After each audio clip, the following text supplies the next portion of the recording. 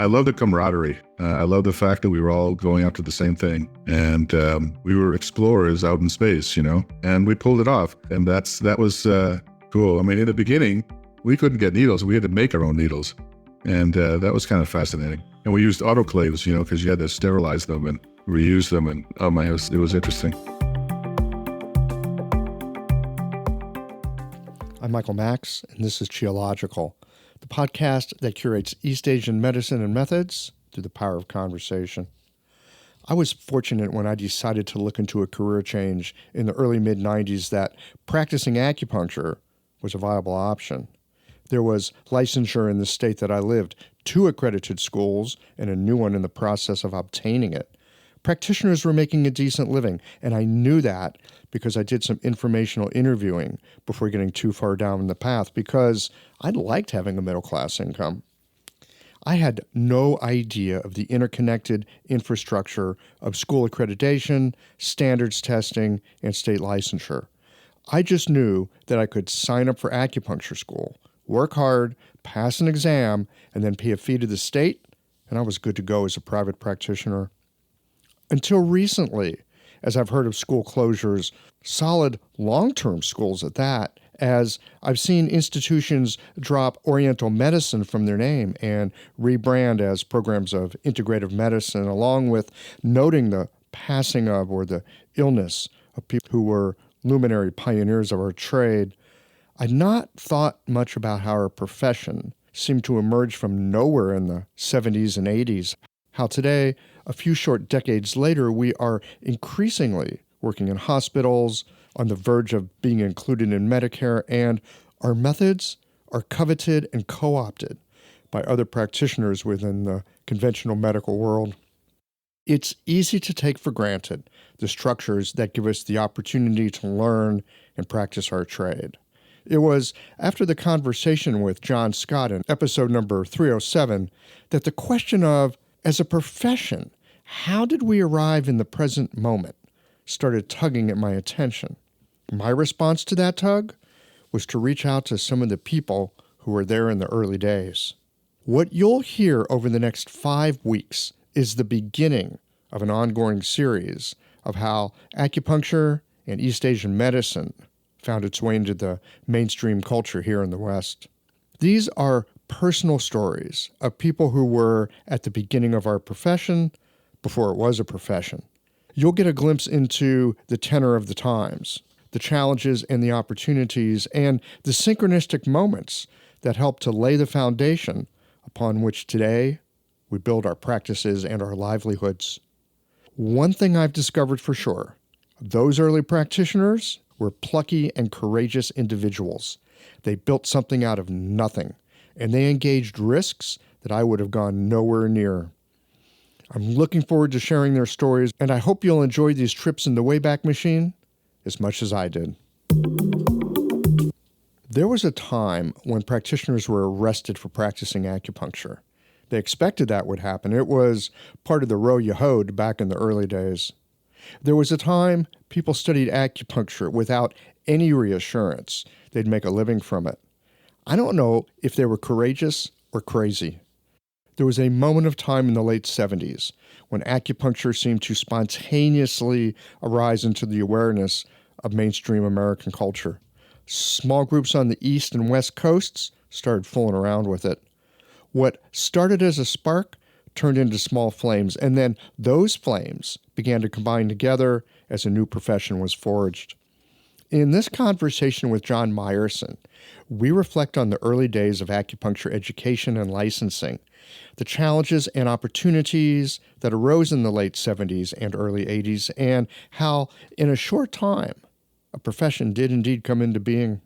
Listen into this conversation for a moment in our collective history that laid the groundwork for the foundation that we stand on today. All of this in a moment. Stay with us. These conversations come to you through the generous support of our sponsors and members. Blue Poppy, your new one-stop shop, has speedy shipping options on everything that you need for your clinic. It's Women's Health Month at Mayway Herbs. Check out their new website for learning resources on helping women with herbal medicine. Are you a creature of habit? How about making a change that helps your patients and the planet with AccuFast needles? And later in the show, raising your fees doesn't have to be a difficult process. Jane has helpful suggestions on making it easy and effective. And finally, have you considered that having a thriving, profitable practice is one of the most healing things that you can do? Julie Bear-Don't-Walk has, and she can help you do something about it too. Do be sure to visit the sponsors page on the Qiological website to take advantage of all the special offers our terrific sponsors have for listeners of the podcast. Picture this. Your clinic is buzzing with patients, and then you realize that you're down to your last box of needles. No need for panic, because Blue Poppy, your one-stop shop for all your acupuncture needs, they ship orders received before 3 p.m. on the same day. With a quick visit to Blue Poppy's website, you can order premium needles, herbal formulas, and that special Dr. Bob's oil that your patients love. Blue Poppy understands practitioners can't keep patients waiting. That's why they strive to get you what you need when you need it. From high-quality Chinese herbs and formulations to acupuncture supplies and clinical essentials, Blue Poppy has served practitioners for nearly 40 years with products that meet the highest of standards. Discover everything Blue Poppy has to offer by visiting www.bluepoppy.com, and don't forget to subscribe to their mailing list for exclusive offers and more. Hi folks, I'm Yvonne Lyle, president of Mayway Herbs. May is Women's Health Month, and as a women-owned and women-run business, we especially love how Chinese medicine can support wellness through every stage of a woman's life. So in this month's newsletter and podcast, we're covering topics like PMS, pregnancy, menopause, and osteoporosis. We'll share expert insights and effective treatment strategies you can put to good use in your clinic. Our Plumflower brand line includes herbal tea pills, tablets, extract granules, and organic herbs, all of which you can find on Mayway.com, and where you can also find articles, videos, and other resources to support your practice. Since 1969, Mayway has been a trusted source for high-quality herbal products. In these challenging times, please know that we remain committed to keeping our products accessible and affordable so you can take care of yourself and your patients. As always, thank you for supporting Real Chinese Medicine. Daily habits and routines feel comforting, familiar, easy, automatic. That's the power of repetition. You've worked out the kinks and can do it with your eyes closed. But what if you shook things up? What if you ditched the old routine and tried something new? Hi, I'm John Sten. I've practiced acupuncture for over 30 years, and together with my wife Kelly, we created the world's first eco-friendly acupuncture needle. The AccuFast earth-friendly needle system cuts your packaging waste by 60 to 90%, depending upon your needle type, speeds up your needling, gives you more control, and best of all, while you're healing patients, we plant a tree for every 2 boxes your clinic uses. Thousands of acupuncturists have already made the switch. In just the last year, they've helped plant over 16,000 trees. Since we started, that number has grown to over 50,000. So break the routine. Be the change. Visit AccuFastNeedles.com. Your patients and the planet will thank you.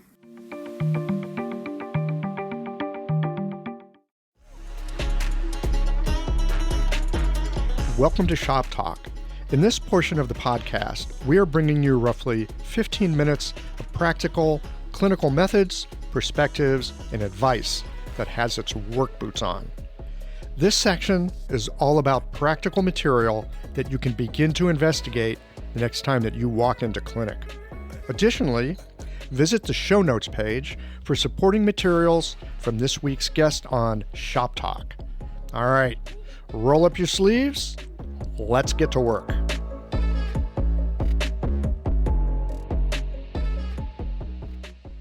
Hi, I'm Tracy Stewart, and today I was going to start by explaining what Korean Sasang constitutional medicine is. But I think the really important question isn't so much what it is, but rather why use it. For me, there are 3 reasons why I practice Sasang medicine, and the first one is simply that I agree with Sun Tzu Miao and Hippocrates. Food first. You know, you can do more elaborate things once you've tried diet. And there's lots of reasons for that. We already know that people who eat well have better outcomes. And we know that the condition of the constitution, when we examine somebody, we look at what is the condition of this person's constitution, because it's going to affect treatment outcomes. And we know that it affects overall health and longevity and prevention. So it's really important. We also know that people vary a lot in constitution, a lot, in the balance of their organs, what's strong and what's weak. And not everyone has inherently strong constitutions. We tend to think that, but those of us who are in clinical practice know that there are some people that just don't have really strong constitutions, and they need extra support from us. People need to nourish what is weak in them, and they need to not feed what is too strong, because organs that are too strong and organs that are too weak have symptoms. If you have too strong an immune system, you often have autoimmune disease. So it's important for things to be balanced, and it's important to balance out your constitution, and you can do it with diet. Eating all 5 tastes, as is often recommended, will balance out your plate. It will not balance out your constitution because you do not have all 5 elements equally.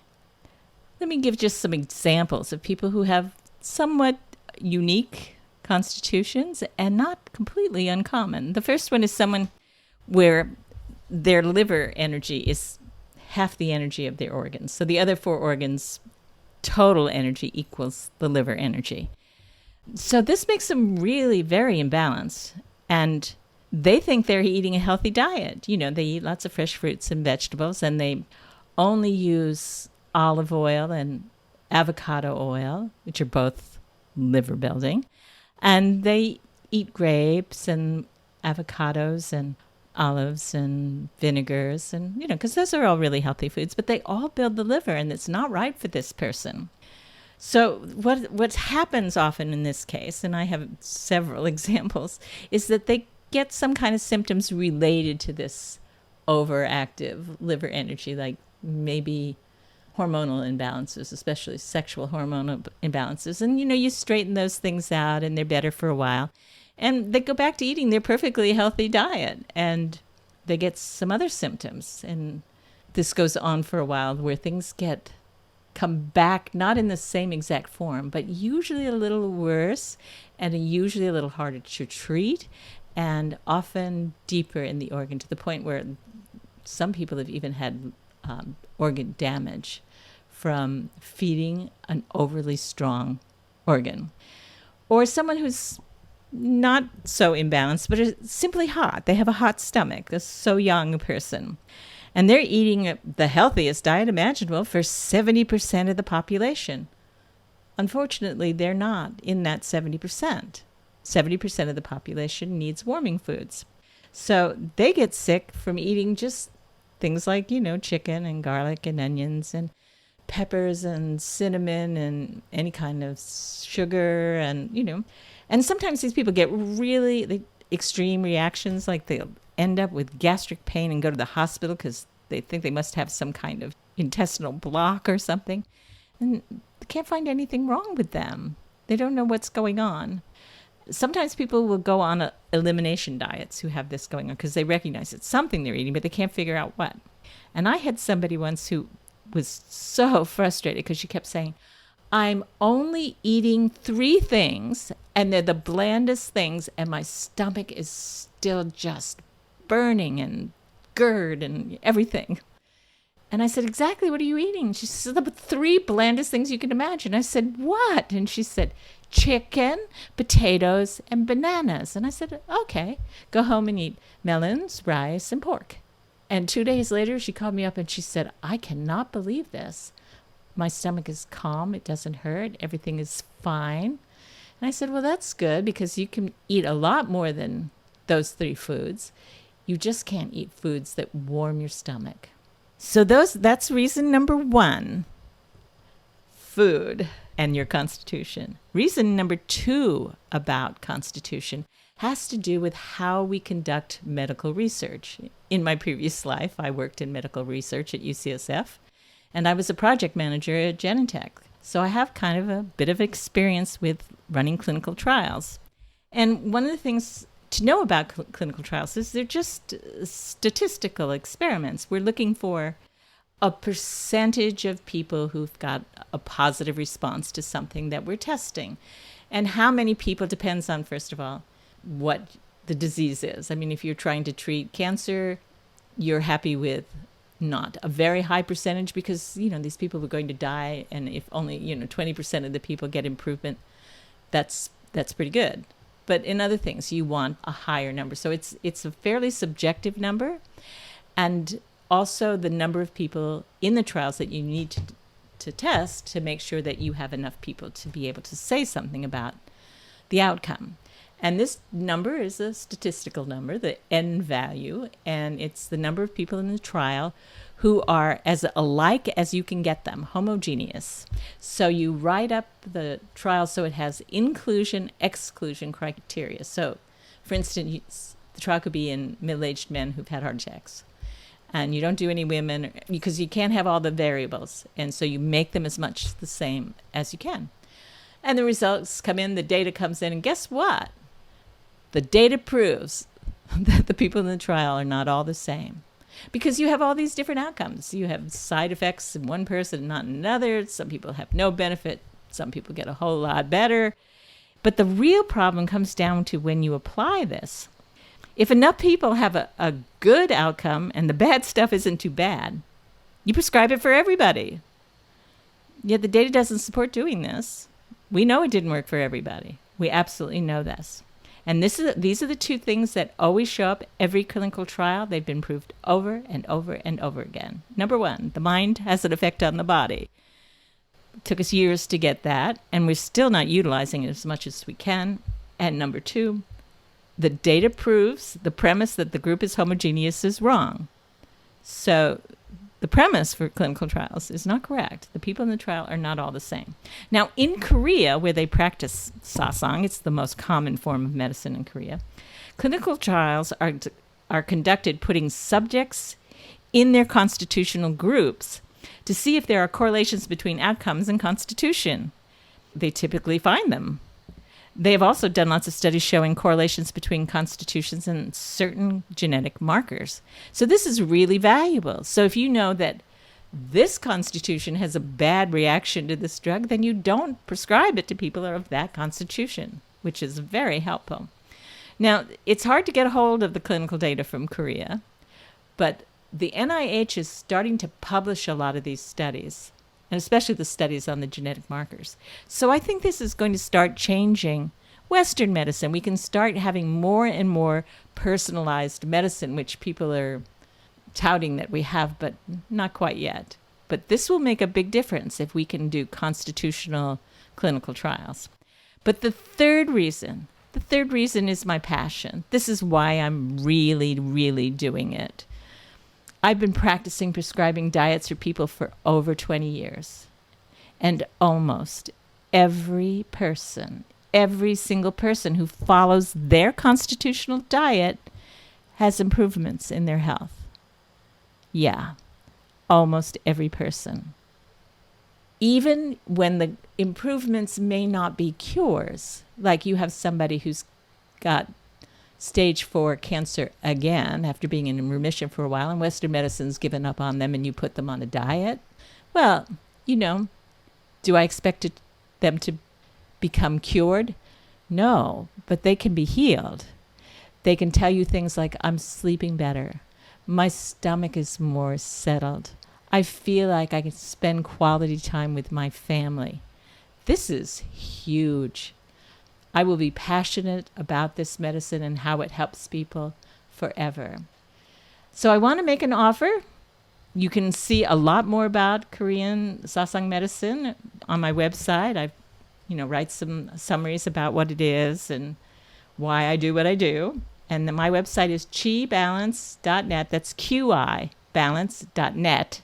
And you can go there and sign up for my diagnosis mentorship program, which is just starting now on August 5th. But if you're not ready, because you don't feel like you have enough experience with satsang, Get some experience with satsang. Go on my website, go to the order page, and get your dietary analysis done and try the diet. Try it for a couple of months, see how it is for you. Or if you have some this is how I started long before I did it. I took my patients and I sent them to get the diet done, and it changed how they responded to treatment. They just got better so much faster. And some of them just stopped seeing me because they could cure themselves with diet alone. So if you want to know more about it, check out my website, chibalance.net, or you can visit this episode's show notes for more information. This is Tracy Stewart. Thank you very much. John Myerson, welcome to Geological. Thank you so much. I'm very happy to be here. I am delighted to have you. We are kicking off a little series here. I'm calling it The History of Chinese Medicine in the West. And it's kind of, it's a small thing. History of Chinese medicine in the West is huge.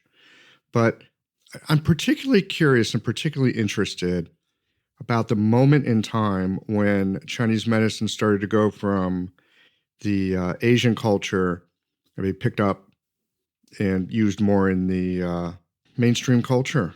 And you were around for that. You were around in that moment in time. Yeah, it's interesting. So acupuncture was not legal in America. And then in 1972, Nixon went to China. It was a big deal. And the reporter, I can't remember his name, President maybe. Rustin. Yeah, right. He had the operation in China with acupuncture anesthesia, and that sort of all of a sudden opened up everybody's interest into it. And then I would say different states had, sort of different laws, but most states that I remember anyway, you couldn't practice unless you were under the supervision of a physician. And that's how they sort of got around it. And since I'm from Massachusetts, that's what I'm most familiar with, and that's what happened. And that's sort of how it started. And then I would say the key to the whole thing was having schools, because there were schools in Europe. We're talking for Westerners now. There were schools in Europe, especially England. And there also were schools in Taiwan that Americans could go to as well. In Taiwan? A lot of people studied in Taiwan because you couldn't get into China. It was, I don't know how many years after that happened. And then once that happened, then you got a lot of Asians who wanted to immigrate to America, who were either MDs in China or MDs and acupuncturists or just acupuncturists and herbalists or whatever, and it started to trickle in. But yeah, definitely I would say Taiwan, Hong Kong, and Macau, Americans trained there. One of the first examples I know would be Dan Bensky and Ted Kapchuk, who both studied in Macau. And there were definitely a bunch of people who came from our first classes, New England School of Acupuncture classes, that studied in Taiwan. Now you were involved with that. How did you get interested in acupuncture? What was going on for you where acupuncture comes into your attention?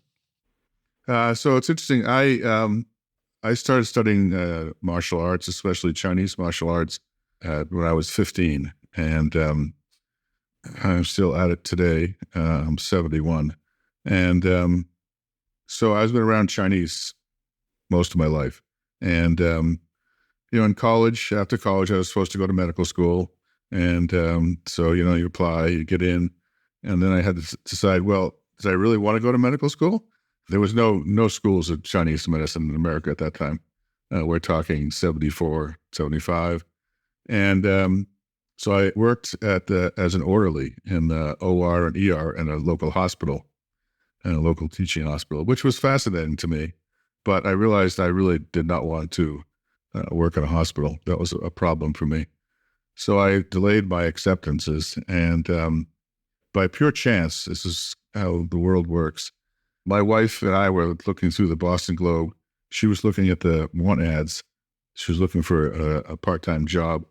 And she ran across this immigration notice that said, wanted acupuncturist with, 40 years of experience and all this kind of these requirements. And I go, wow, that's kind of cool. So the Monday morning I called up and said, well, when you find that guy, let me know. I'd like to meet him. And the guy goes, sure, you can come down today and meet him. And that's how I met Dr. So. James Tinyao So. So That's amazing. yeah, and he and I hit it off, and so I was in the first class of the first school in the country. The England School of Acupuncture was founded as the Acupuncture Foundation of New England, DBA, New England School of Acupuncture, in 1975. It was founded by Dr. So, Steve Breaker, and Arnie Fryman. And what do you think? What do you think induced them to do that? Why start a school of acupuncture? What were they thinking? What were the problems that they were trying to solve? Asian studies, pretty big. I mean, a guy by the name of Steve Rosenblatt, can't remember his last name, Steve. He's from LA, and he went over to Hong Kong and somehow met up with Dr. So and brought him to LA. And whatever gig they had in LA didn't seem to work out, so they came to Boston. And, I think they came to Boston mainly, it was a pretty big hotbed of things that were alternative at the time. Not that LA wasn't, but especially with the Kushi Institute being here. And there just seemed to be a lot of alternative kinds of things. And that's when they started.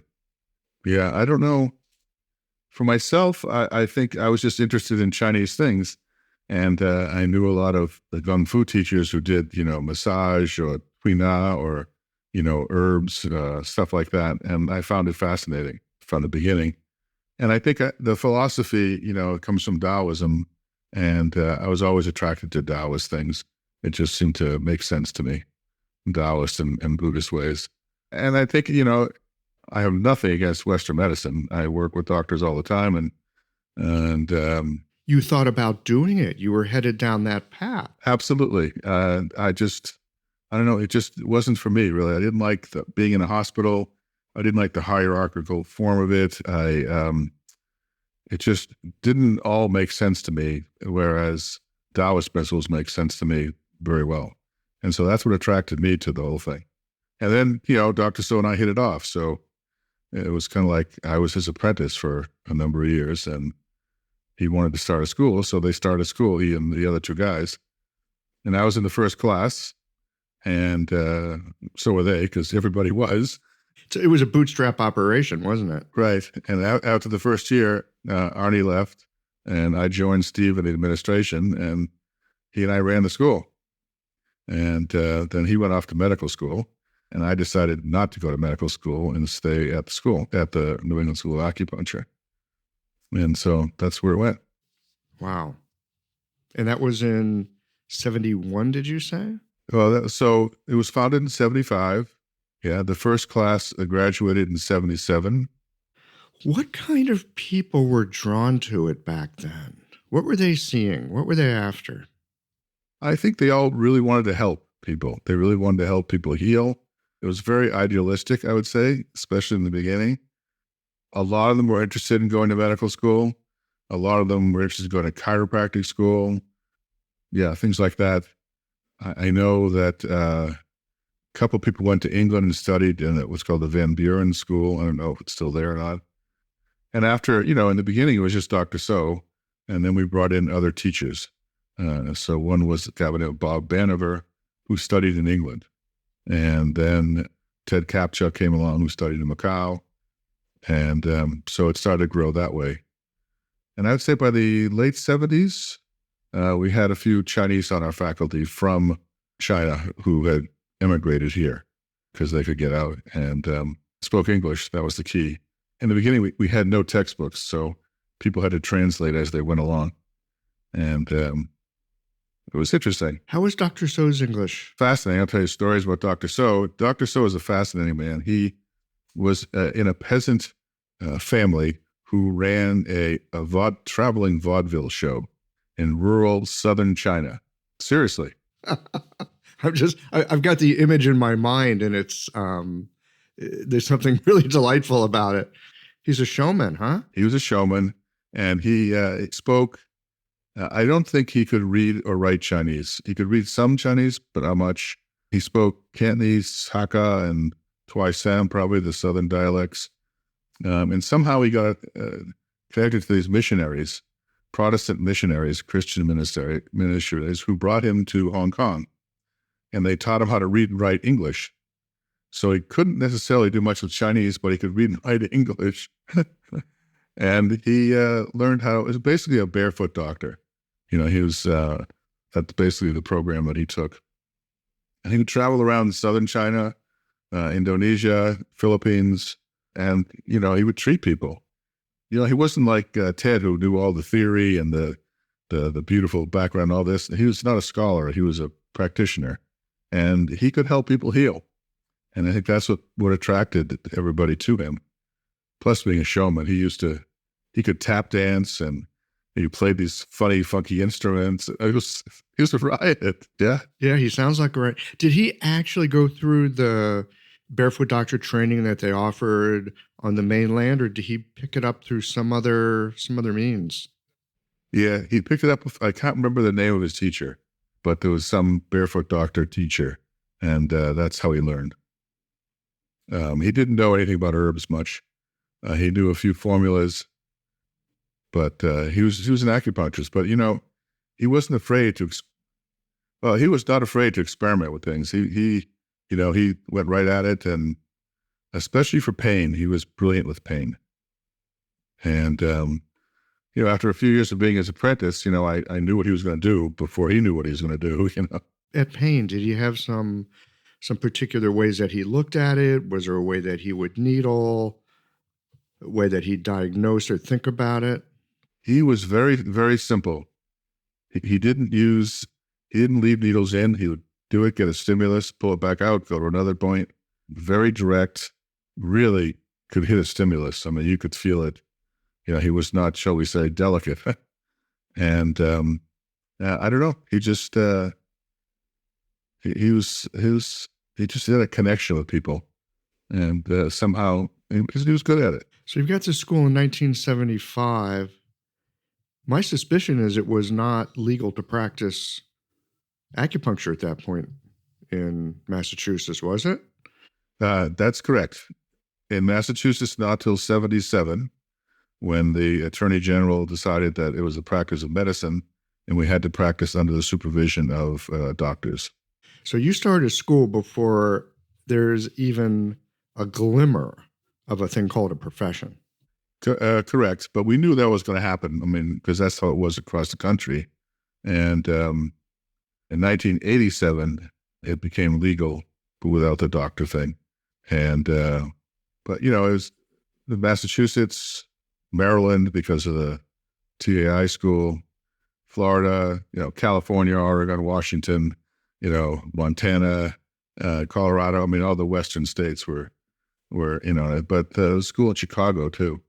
So the way that it would go, people would start to study maybe before it was legal to practice, but as things went along, legislatures would change. Were there associations or groups or something that were agitating for the change? So here's the deal. I think that the reason acupuncture was so successful so quickly is because, we did found these schools across the country. There were, I don't know how many original ones there were, 6, 8, something like that. And the schools out west, especially California, were giving out doctoral degrees. And California was famous for those mail-in doctoral degrees. And the schools in the East couldn't do that. Doesn't that sound a little suspicious? Mail-in doctoral degree? Oh, definitely. Oh, yeah. But the schools in the East, of course, couldn't do that at all. In Massachusetts, we were licensed as a trade school.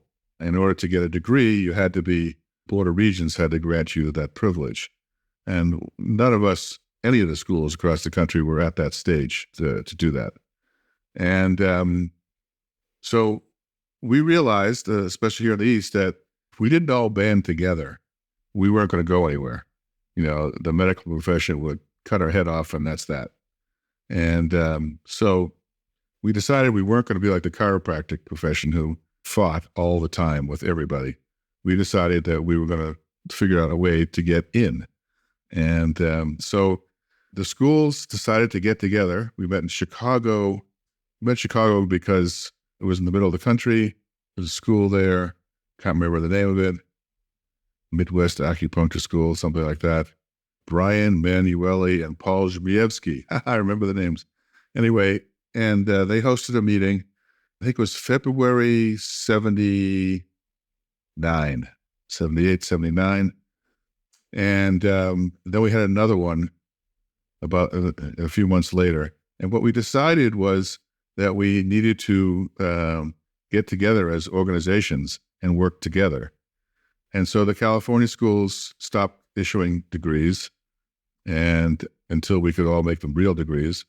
And we formed in February what's called the Council of Schools and Colleges, something like that. And that was the start.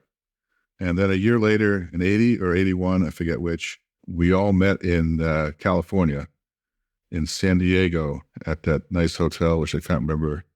That beautiful wooden hotel there on the island. It was beautiful. Anyway, we decided to form a national organization, which was called the American Association of Acupuncture and Oriental Medicine. And then within that, we decided to form a accreditation commission and the testing commission. And I got to be the head of the accreditation commission, and another Bostonian, Jim McCormick, did the testing.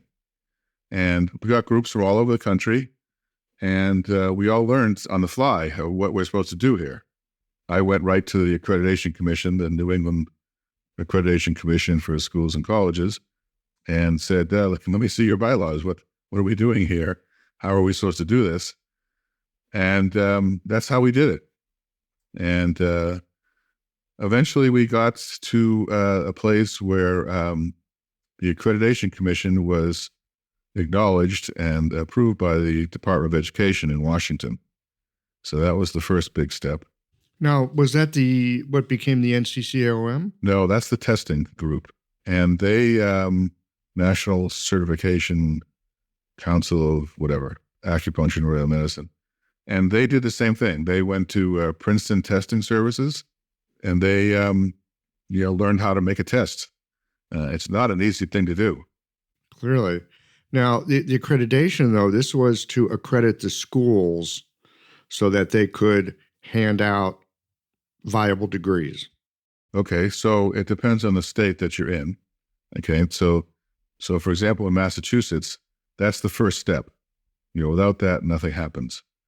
And then you have to go to the Board of Regents in Massachusetts, and whatever the board is called in whatever state, and they will grant you permission. But usually it's based on the accreditation. And so we started handing out master's degrees. My dream, and some of our dreams in the early 80s, were doctorates. That was my goal, was to get to the place where the schools could hand out doctorates. And that's finally starting to happen. So that was my vision in the middle 70s there, and it's great to see that it's happening. The other thing we founded in, what date was that? I can't remember, somewhere around the early 90s maybe. We had a group called, it was the state licensing boards got together in a group. I don't think it's still there. But the reason for that, what worked really well, was to see if we could get all the states on the same page for a licensure. Instead of having wildly different things, we wanted to see if we could get the same things for every state. In the end, we managed to do that. And everybody worked hard together to get that. And now the way we did it was we set up tests for different areas. So one would be Chinese medicine, one would be herbs, one would be Western medicine, one would be massage or whatever. We had, I think it was 5 different tests. And different states would require different tests. And that's how it became the national test. And California was probably the last one to do that. Right. So that's where the NCCAOM... They were in charge of the test, and they worked with us to develop a test so that everybody could do it. So they were a separate organization. Yes. It's a word. I've been in this profession for 25 years now, and there's so many parts of it I actually don't really understand, because by the time I got here in the mid-90s, we already had a profession. right? I could just take nice advantage of it, not think too much about how all those structures came into being. So the NCCAOM is a separate entity. Their thing is testing. They're all about testing. And so these other groups that you're working with, on accreditation and that sort of thing, you all are working cooperatively, and you're bringing the NCCAOM in to do the testing. I would say that they're all separate. And, nowadays the Accreditation Commission is now two ways. There's the one that we did, which is professional. And there's now, of course, the regional accreditation commissions that accredit all colleges and universities across the country. And once you can get aligned with the big boys, then the federal money comes in and all that kind of stuff. And so that's what we needed for the doctoral degree. But so the NCCOM, for example, they're still around, and what they do is they do the testing. And so in order to do the testing, I think it's once or twice a year, convene a group of acupuncturists who come usually from colleges, the teachers, and they write exam questions. So they're always getting new questions. And then the questions, I do believe, are picked randomly for each test. And that's how they keep it up to date. And the Accreditation Commission's still there. And, if you have a new school, that's what you do. You have to go through the whole accreditation process. And it was weird. So for New England, there were no accreditation process. We were a trade school. So until the Accreditation Commission happened, we had no chance of getting licensed by the Board of Regents. So once that happened, then we were now out of the Department of Education, the trade schools, and into the Board of Regents with the Accreditation Commission. It's complicated. It is complicated. There's a lot of politics behind this and a lot of infrastructure. And a lot of hard work. There were a lot of people who put a lot of time into this. And but on the other hand, we now have a profession, and I'm very happy to see, because I knew this was going to happen, that in order for us to really be at doctoral level institutions, we were going to have to either really get a lot of money together by ourselves, each school, which is hard to do, or become a part of a bigger university. So, for example, New England School of Acupuncture is now part of Mass College of Professional Pharmacy and Health Sciences. So it's one of the things that they do. There's another bunch of other medical schools who now have acquired that. And eventually all the privately owned schools will be gone because they won't be able to get doctoral degrees because they don't have the facilities to do that.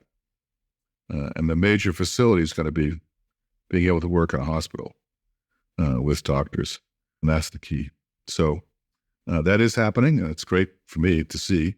I have nothing to do with it anymore. I retired from all the politics in 2004 after, enough. It's a lot. That's a long slog. It's a long slog. And I personally said to the people that I knew that it was time for a new generation to take over. And now it's probably the third generation that's in there. And that's great because that's what has to happen. When you were first starting out, and you had this vision of a doctoral program, for example, back then, what did that look like to you? I would say pretty much what it is today. I knew that we had to become part of medical schools at some level somehow because they had the money, they had the research, and they had the access to hospitals. So in order to get into the hospitals, they weren't going to let you in otherwise. And, the West Coast led on that one, for sure.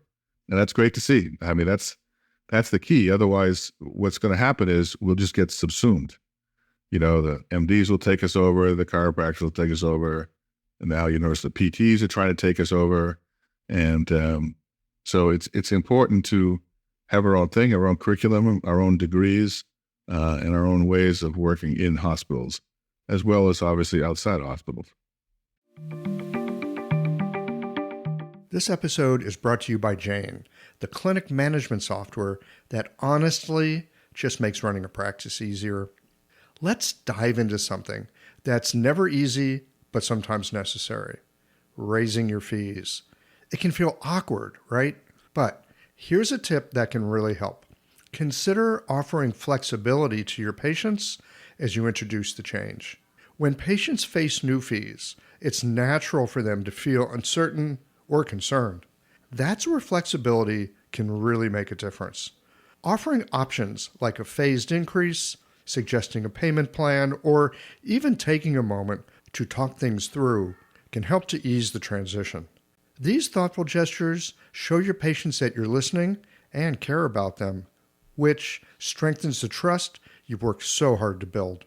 If you're looking for more ideas on how to navigate these kinds of changes, head to frontdesk.jane.app and check out the article, How to Tell Clients You're Raising Your Fees.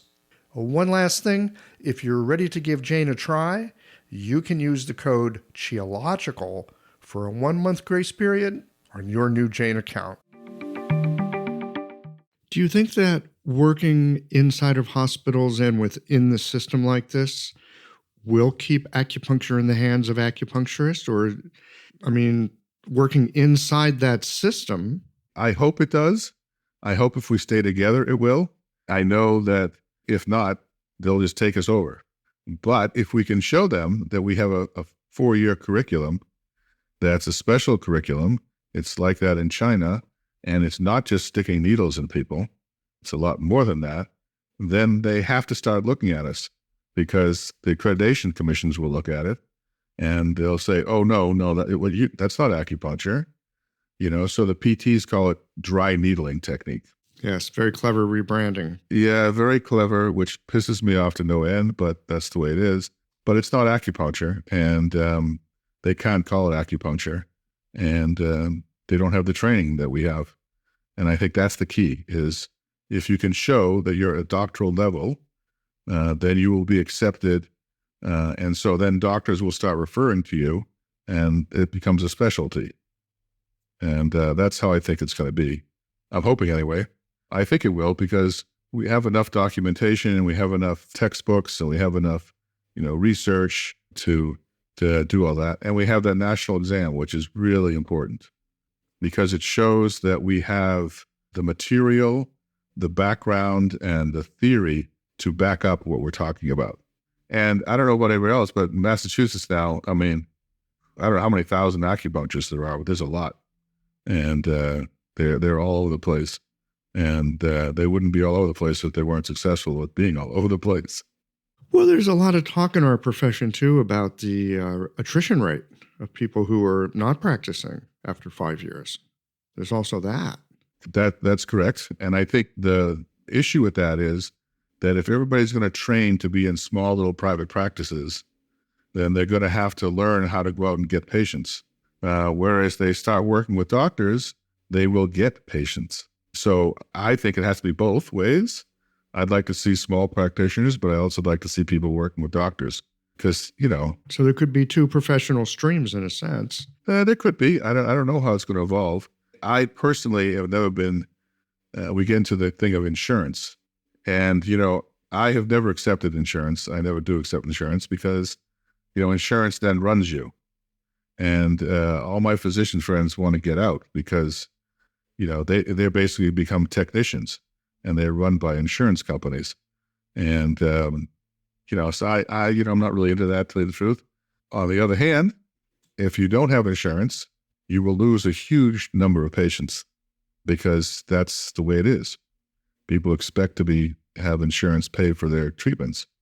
So I like it the way it is now. I like the way that you can pick and choose. I have a doctorate in psychology. And I'm a licensed psychologist as well. In psychology, very few private practices take insurance because they won't reimburse us to the level that we want. But I think acupuncture will be different because it's it's like PTs. They get paid by insurance. And as long as you document what it is you do, there'll be protocols. But it's a fine line. And I can see not accepting insurance too, which I don't, obviously. Yeah, I understand. I live in a state where they don't really have insurance for acupuncturists. So That hasn't been an issue. People will call and they'll ask if I take their insurance, and I just tell them that their insurance doesn't take me, and that's the end of that conversation. But I couldn't make that argument when I lived in Washington State. Right. Absolutely. Yeah. I mean, Massachusetts accepts, most of them accept insurance. Sure. And, I'm hearing a couple things here. One is you get the doctorate to become part of this larger medical system because it will give us a kind of viability. But also that medical system, John, it seems like it's run on insurance. It's absolutely run on insurance. Yeah, what I was saying, I have two ideas about just what you just brought up. I'm not a big insurance fan person. What I do is I adjust my rates for what people can afford. And that's how I make it work. And that's great, but that's for me as a small practitioner, that's great.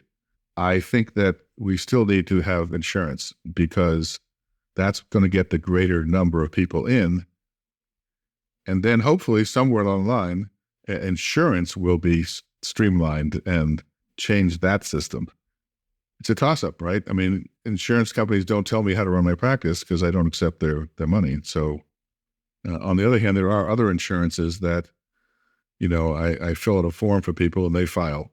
They pay me and the insurance companies pay them. And for sure, for folks who may not want to run a business, who may not have an entrepreneurial bend, working for the insurance company is a way, there's a steady stream of patients for you. Absolutely. Yep. And the doctors will refer to you if you're a doctor and you take insurance, just like they do. And so to me, you have to play the system that works for you. And we'll see where it takes us. I mean, insurance is going to change sometime because it's not working. And, but I have no idea when or how. And at this stage in my career and my life, I don't care anymore. It's like, I'm doing fine. Thank you. And, yeah, not your circus, not your monkey now. Yeah, that's it. I hope others can take it on. I think the key is for our profession not to appear that we're radical, to appear that, we are trained doctors, just like they are trained doctors. We have a different way of looking at the body and the world, but that doesn't mean that's bad.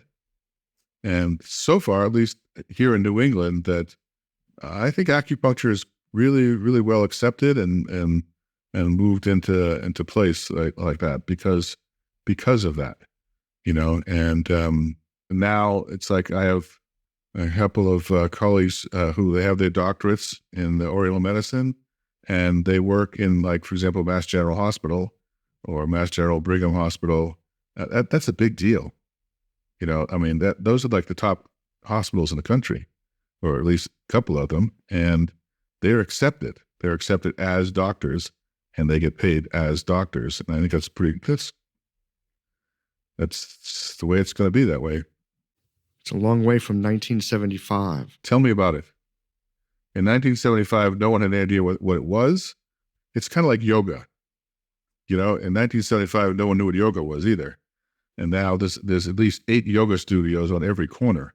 They're next to the acupuncture clinic. Exactly. And it's funny, I go a lot of places and I see they are actually next to each other. And I go, oh, that's good. As long as it works. And also, I think we get a lot of patients if you're associated with a doctor and they know you, they'll feed you patients that they have having trouble with. I found this to be the case. I've had a number of doctors over the years who have sent me the people that they couldn't help, which means you get to see some really troublesome cases. Pretty cool. Yeah, and if you can help those people, those docs will send you more. Oh, they will. No question. Yeah, but it can be tough because they are not pitching you a softball with those patients. Nope, they're not going to give up any kind of money. You kidding me? Would anybody? I mean, no, but it's true. We're compassionate and we want people to get better, but, we still have to have a paycheck. Yeah, that's the way it is, isn't it? Well, you look at nature. Nature looks out for itself. That's right. No, I have no objection to that one. I think that's correct. Mm-hmm. And the wonderful thing about East Asian medicine is that because we're looking through a whole different set of lenses and filters, we can sometimes see things that can't be seen from a Western perspective, and we have methods to do something about it. and vice versa. Exactly. You're in a car accident. I hope they send you to the emergency room, not to my office. That's right. Let's make sure you're not bleeding in your brain. Yeah, or something. Diagnostically, Western medicine has some cool techniques that they use. It does. Yeah, astonishing, really. John, you were in it at such a moment. We didn't even have a profession. We didn't even know if we could have a profession. Right. You kind of took a risk back then throwing in with this because it was not a foregone conclusion that you're going to be able to get schools to band together, that you're going to be able to create programs and have enough people come to it, or that legislatures would license us. No question about it. I agree with you. I don't know why I did, but I did. And I think it's because one of the reasons is theoretically, I like the way the approach to this is. But the other thing is, in the very beginning, the schools would compete against each other and badmouth each other and all that kind of stuff. And then all of a sudden, when we started meeting in Chicago, it was kind of like, hey, why don't we band together and, see if we can bring everybody into the whole process as much as we possibly can. And that's when everybody started talking. And once that happened, I think things just started taking off. So was it that as a group, the schools saw that if they didn't come together, there might not be a school in another 5 years, or there might not be a profession? I totally agree with that. Yep. God, I'm thinking about that, original 13 colonies. What was that famous? There were so many slogans. Hang together or we'll hang separately, something like that.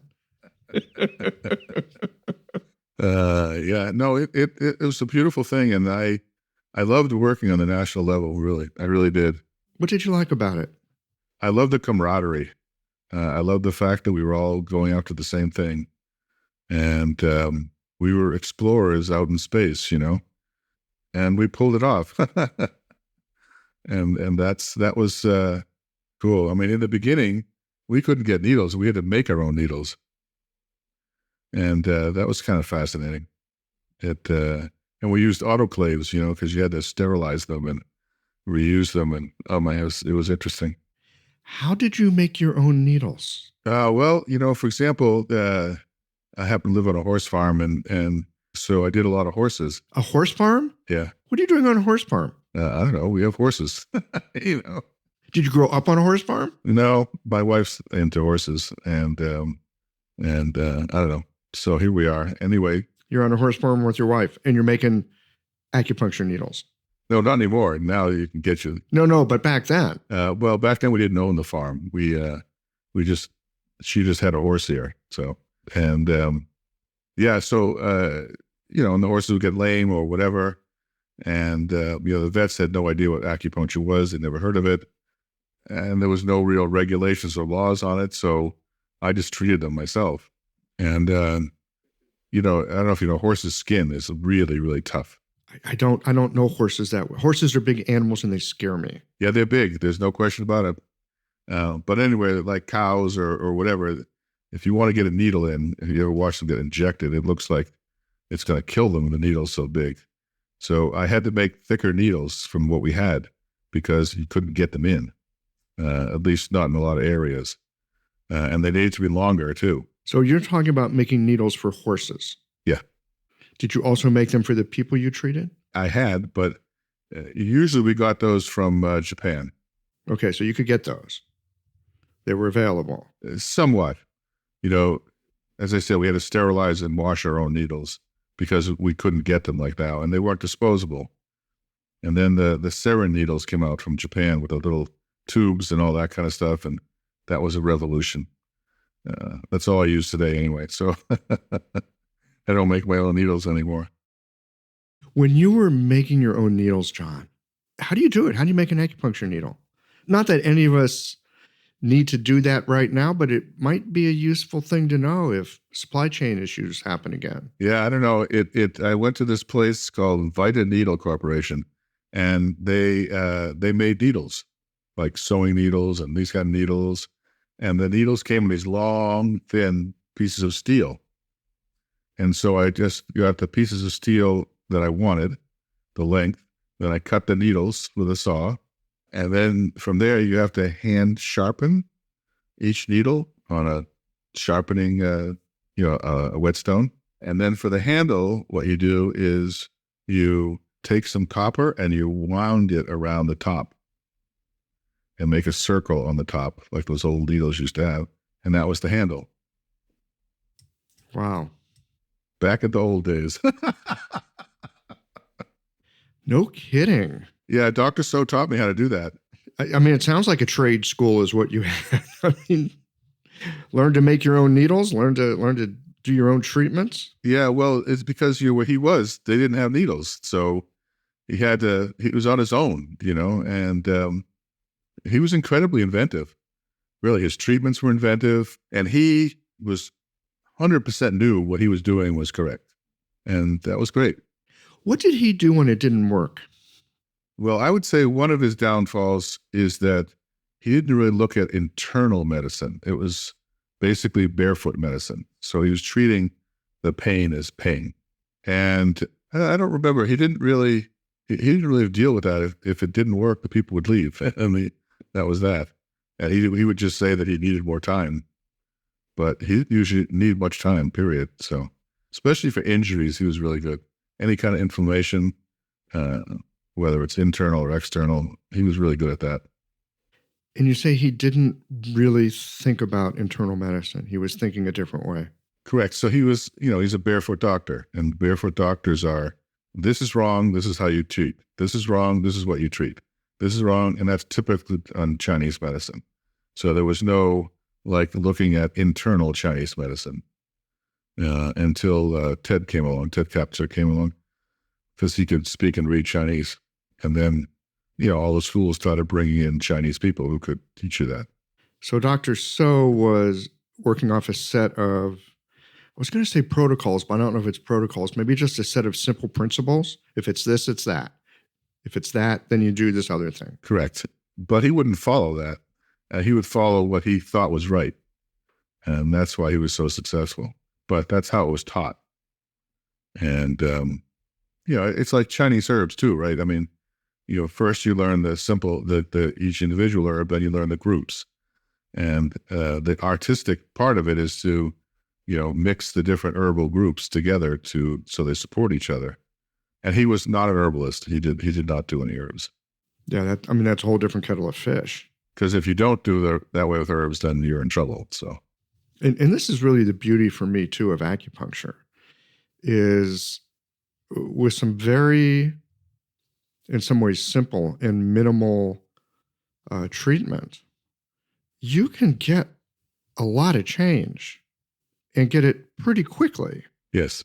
And you can watch it unfold right before your eyes. It's pretty cool. I think a lot of it is you just relax people. And a lot of times you can just get them to relax. My doctoral dissertation was on the use of acupuncture to induce non-ordinary states of consciousness. Having a thriving, profitable practice is one of the most healing things you can do as a healthcare practitioner. Because a robust business is the ultimate expression of vital qi. And that's the heart of our medicine. I'm Julie Bairdontlock, and I help practitioners grow nourishing, profitable, authentic businesses that embody the generative cycle of Chinese medicine. This isn't about all yang all the time. It's about expanding your own internal capacity, growing collaborative relationships with your patients for ethical patient retention, and marketing as an extension of this medicine, not a necessary evil. You already know that everything is connected in your patients' lives and bodies. The same is true for your business. When we align your systems, your schedule, your pricing, and your offerings with you, we create flow, which means more spaciousness, more impact, and more joy. When you are in the flow, fully resourced in terms of chi, time, and money, your business becomes a source of healing, not just for your patients, but for you. Let's grow something rooted, radiant, and real. Visit lifeflowconsulting.com to learn more. Okay. Can we dig into this for a second? Well, it's basically the same as psychedelics, except there's no psychedelics. So I've been doing this a long time. Ram Dass actually grew up around the corner from where I grew up, but he was 20 years older than me, so I didn't know him. But that's basically what I do, is I bring people to different states of consciousness, and one of the tools that I use is acupuncture. This makes a lot of sense to me. You used the word relax. Maybe relaxing is what helps people. I've seen people relax, and often people will ask me why they're so relaxed or why they fell asleep. I don't think it's quite sleep either. It is a different state of awareness, a different state of consciousness. I think relaxation is a piece of it, John, but I think there's a lot more going on than just relaxation. Well, I think that I noticed this when I was treating people, that those who reach that state, whatever we want to call that state. What do you call it? As a practitioner, what do you call it? Well, technically it's called a non-ordinary state of consciousness. To me, I call it the realms. And whoever can get to those realms heal faster than those who don't. And as soon as I started noticing that, then I went, and that's how I started, changing it. Non-ordinary states of consciousness. That sounds a little bit like something Carlos Castaneda would have. Yeah, same thing. It's very shamanic. I studied with a shaman. I was her apprentice. She was from Africa for 5 years, and I do a lot of shamanic work. And I use acupuncture to help that too. Same thing, same stuff. This is a long way from doctoral in a hospital type medicine that you're talking about. You're talking to someone who's not in a hospital, not going to be in a hospital, and never wanted to be in a hospital. So I'm out there. I agree with you. But that doesn't mean I can't look at the whole profession as a whole, Yeah, no, it in fact, I'm rather impressed and astonished that on one hand, you have this capacity to look at, work with non-ordinary states, realms as you call it, and you've also been able to do this incredible administrative, detailed, working with groups, working with governmental organizations, herding cats into something like a profession. Well, I would say on the Accreditation Commission, for example, we had great people. We had one lawyer from Washington, D.C., who was associated with, the Traditional Acupuncture Institute in Maryland. He was a lawyer, and he knew how to get things through the bureaucracy in Washington. And he was just there to help us because he believed in it. And we had a lot of people like that. And with the Federation of States, a couple of guys in New Mexico, they were amazing. They just knew how to get it done. And so you can't give me the whole credit on this. I was just there. And I was the chairman of it, that's true, but I'm more organized people, and they brought in the thoughts. It's just, and perhaps because you're, a practitioner of this medicine, so you've got the yang aspect and the yin aspect. You've got the ability to work in groups like that, and you got the ability to work with patients in the way that you do. Yeah, and nowadays I just work with patients and just certain kinds of patients, and yeah, and I don't plan to stop anytime soon. It's satisfying, isn't it? It is me. That's all I can say. It's sort of who I am. And yeah, you can talk to Michael about it more. He'll tell you how I work. He knows me. What is your sense of the challenges of this moment for the people who are maybe more at the beginning of their career or just thinking about where the next 20, 30, 40 years goes? Because whatever got us to now is probably it's not going to be the same as what gets us to further down the road. That's for sure. You rose to the challenges of your time. What do you think the challenges are of this moment? I think everybody needs to get doctoral degrees. I can't emphasize that enough. And I emphasize that not because I want you to practice in a certain way, but I want you to be respected in the community. And I want you to be called doctor, and I want it to be just like any other doctoral profession. And once that happens, then we're there. We're not going away. And people will respect that. I have found that MDs will definitely respect somebody who has a doctorate in something. And we need that because the, new age health kind of scene is full of very well-meaning people some of them not so well-meaning people, and it's too much out there. Now, me talking about that is kind of strange because I am as out there as anybody else.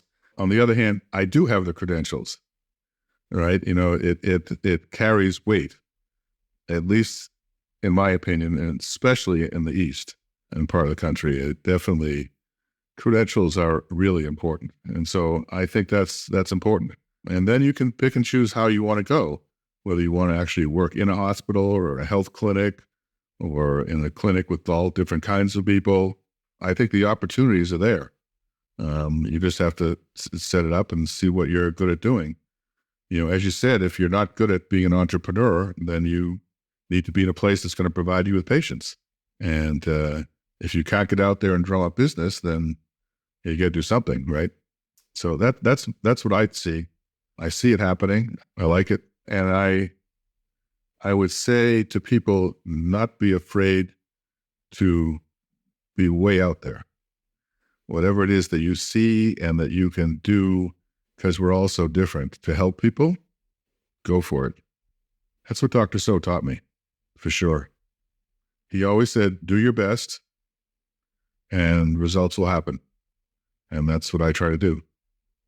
And I think that's what I would say to people. All right. Well, John, I appreciate your time today for a little look at where our profession got started and some of the challenges of that the moment in the beginning in particular. Well, I hope it was helpful. I hope I was somewhat clear. Well, I think our history is, like our medicine, is very multifaceted. You can look at it from all kinds of different angles, and they all have a story to tell. I totally agree with you. And I just think that in the beginning, especially, there was a huge movement that split the community between those who felt that you had to work with the system and those who wanted to create a new system. And I think that you cannot create a new system. You can be part of a system that morphs into something else. But I think that if you want to try to be rebels, you'll get eaten alive. The money's not there. And that's why I push for the doctoral things, because then you're part of the system, but you also can be not part of the system if you choose to be. So I am part of the system, but I don't choose to take insurance. So I'm not part of that system. But I still have the same license and the same credentials and the same everything else. And so I do it my way. But if I didn't want to do that, I could actually still work in the system and take insurance. Could you actually work in that system, just being who you are and how you are? Yeah. Oh, me right now? No. Not what I do. No way. One more question. Just curious, because I think of myself as being in mid-career at this point, which is nice. I've got a little momentum built up, and it's nice to be in mid-career. I've got to practice that kind of motors along. That's a real blessing. Gives you a little breathing room. You're in St. Louis? I'm in St. Louis, Missouri, the show me state. And it's great. People are really open to it. I'm in the middle of the country, and folks are open to it. And if they can get help, they're down with it. They'll keep getting help. And if it doesn't help, they're on to the next thing, which, fair enough, right? But one of the things I've wondered about, I heard you use the term trade school. And I remember when I was first studying back in the mid-90s, it was an acupuncture school, but I kept thinking to myself, I think this is like a trade school. I think this is like, I wonder if this is like, when people go to learn plumbing or something. They're going to night school and they're learning, this language and, these ways of working with things. Is there a place, do you think, that would be like a side stream that would be more like acupuncture as trade? Maybe like a Dr. So kind of character. Maybe you don't know herbs. Maybe you don't have a rich, deep, scholarly background, but you have skills and your skills work.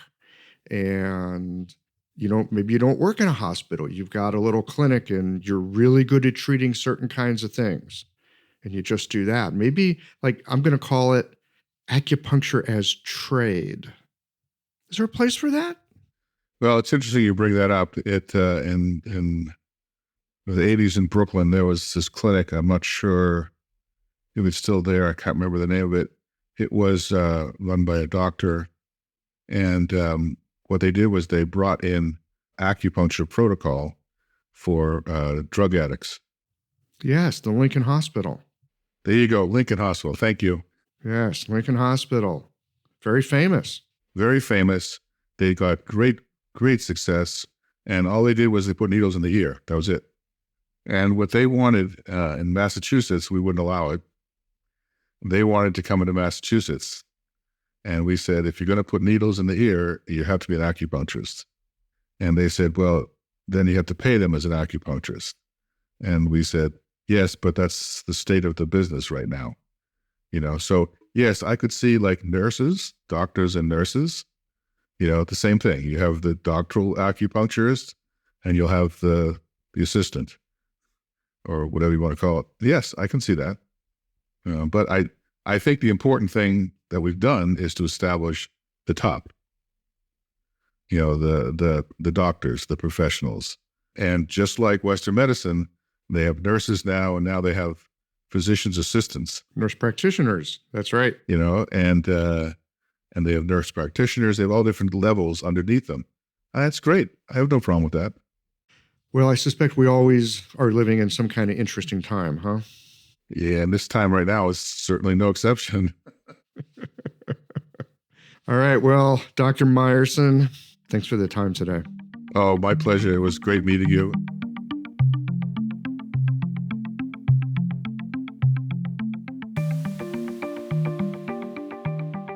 When I went to acupuncture school in the mid-90s, there were schools, accreditation, national standards, and licensure. I had no idea of the underlying structures that gave me the opportunity to make a career change that has brought meaning and purpose to my life for the past 25 years now. Further, I never really looked under the hood, so to speak, of what keeps our profession ticking along. And this conversation with John, it clued me in to how schools, accreditation commissions, standards testing, and licensure are all part of the building blocks that support a profession in mainstream culture. You may or may not like the structures we have. Being on the nonconformist side myself, I've got my issues. But it's also important to remember that when you want to mesh and work with other professions, there are structures that cannot be ignored. And folks like John, who helped to build this foundation, I am deeply indebted to them. Well, here we are at the end of this episode. If you've listened up to this point, you're either a rabid fan of Qiological or the forward button on your podcast player stopped working. If you are indeed a fan of the podcast, you can help us to bring new episodes to our community of practitioners by supporting us with a membership or a one-time contribution. Details, of course, are on the website. That's it for today, friends. Join us again next Tuesday for another thoughtful episode of Qiological.